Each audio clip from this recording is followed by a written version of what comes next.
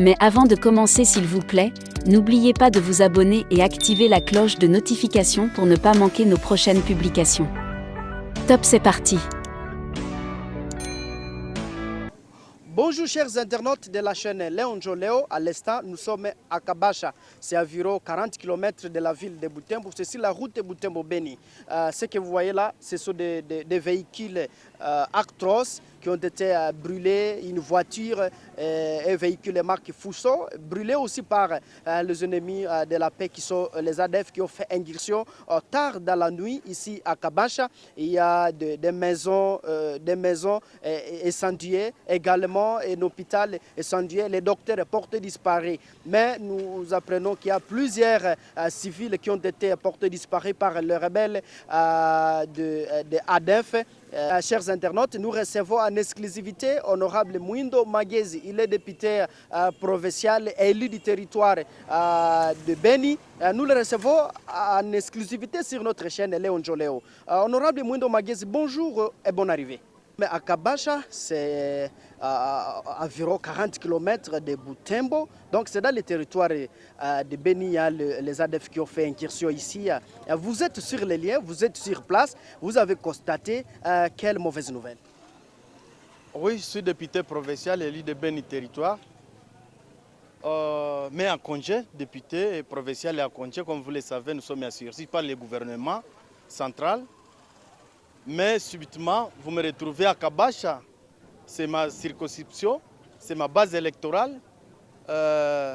Vous voyez comment il y a eu encore une énième incursion de ZADF Nalu. C'était aux environs de 0h01 du matin. L'ennemi est entré, vous venez de voir, il a incendié les véhicules, les boutiques, mais aussi les structures sanitaires. Et il y a eu beaucoup de morts, de blessés et beaucoup d'emportés. Effectivement, jusqu'à présent, nous ne savons pas le bilan.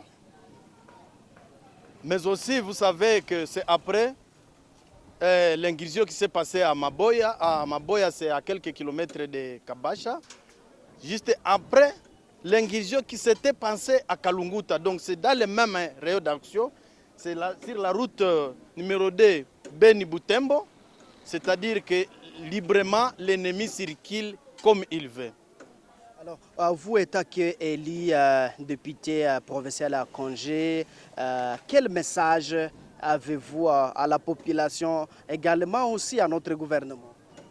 Tout d'abord, c'est inquiétant. C'est insupportable pour la population du secteur de Rwenzori, dans le territoire de Beni.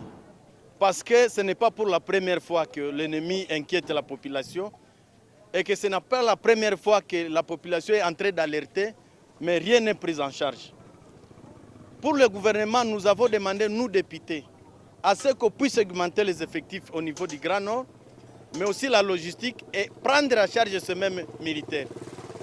Nous avons, moi et vous, nous venons de demander à la population, vous allez trouver qu'il y a eu seulement 8 policiers.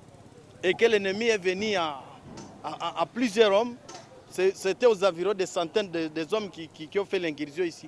Comment les 8 policiers pouvaient supporter les centaines de militaires, des ADF, et qui avaient des armes sophistiquées? C'est-à-dire, depuis que nous avons demandé au gouvernement de renforcer les militaires au niveau du Grand Nord et qu'il n'y a pas quelque chose qui est fait, nous sommes en train de comprendre que même dans le gouvernement, il y a la complicité.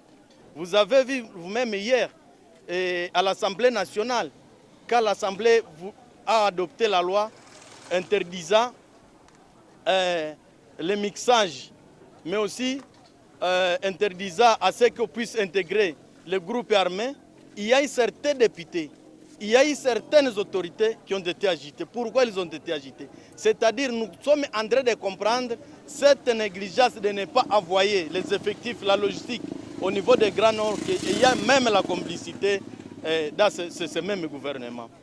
Vous allez trouver de l'autre côté, et on nous a envoyé l'état de siège. L'état de siège n'a rien fait. Nous avons demandé à ce qu'on puisse lever l'état de siège. Mais nous sommes surpris, et l'Assemblée nationale et le gouvernement en train de prolonger cet état de siège qui a facilité à ce que l'ennemi puisse conquérir plusieurs villages, plusieurs villages qui étaient encore occupés. Aujourd'hui, les villages sont vidés. C'est-à-dire, et l'Assemblée et le gouvernement félicitent à ce que l'ennemi puisse continuer. Vous allez trouver que ce n'est pas ici que l'ennemi a fait l'ingursion. Aux environs, vous allez aller vers Moalika, vous allez vers Kabasewa, vous allez vers Mamavivi, là très loin, vers Eringeti. L'ennemi est en train de faire des incursions le jour du jour et massacrer la population et incendier les maisons. C'est-à-dire l'ennemi circule librement. Et pourquoi le gouvernement ne veut pas venir inquiéter cet ennemi? C'est pourquoi la population commence à désespérer au gouvernement. La population comprend que cette partie qui est envahie par l'ADF, peut-être elle n'est plus une partie de la RDC. Oui, Mouindo Magezi, le chef de l'État, Antoine Félix Tshisekedi, a lancé un message fort au peuple congolais que nous devons nous prendre à charge. Comment analysez-vous ce message du chef de l'État? Tous nous avons félicité le message, mais peut-être il faudrait que ce message soit structuré. Parce que vous avez vu, il a demandé à ce que tout le monde puisse rejoindre l'armée.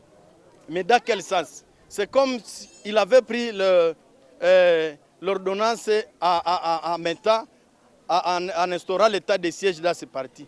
Mais il n'avait pas pris la mesure d'application et la mesure d'accompagnement de cet état de siège. C'est de la même façon qu'il peut appeler les jeunes à rejoindre l'armée, mais sans avoir pris